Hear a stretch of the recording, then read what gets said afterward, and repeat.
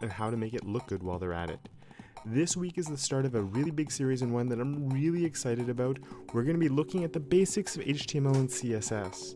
This series is really aimed at people who are just starting to get their feet wet in the world of web development. We're going to be going all the way back to the very basics in this one, starting this week with just an introduction to HTML, what it is and how it works. So let's hop to it. So before we get into writing our own code, let's take a look at what HTML is and how it actually works, because it's kind of weird when you're not used to it. HTML stands for Hypertext Markup Language. And hypertext is pretty much just a fancy way of saying text that can actually link to other things, other pages or different parts in the same page. HTML is a very simple language and it's made up of things called tags. And to understand how this works, I'm going to use a little bit of a metaphor on this one. Let's say you've got a birthday present and it's all wrapped up and it's ready to go. Well, the first thing we have is a wrapping paper.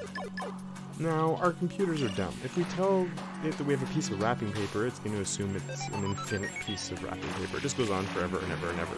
So we have to tell it that our piece of wrapping paper actually ends somewhere.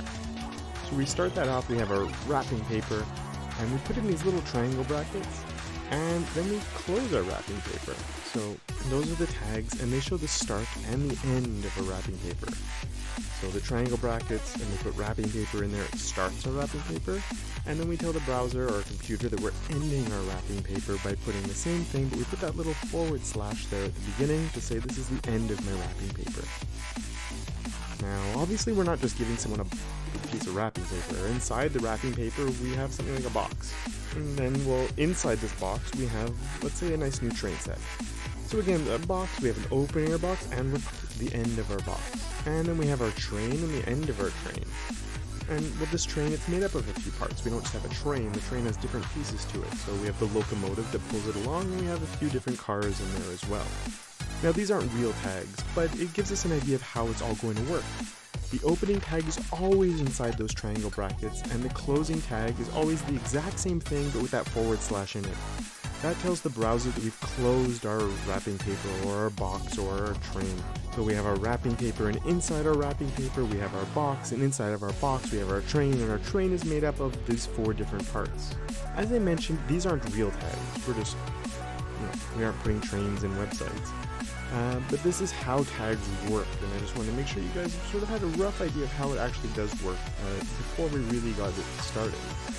Now with HTML there are a whole bunch of tags, and we can only use the actual HTML tags. We can't make up our own, we can't make trains and cars and boxes and wrapping paper, as cool as and easy I guess as that might make it.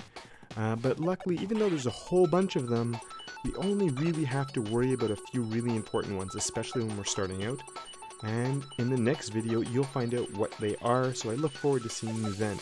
I hope you liked this video a lot. If you did, please hit the like button, subscribe to it so you can keep following along with this series, and have yourselves a great day until next time.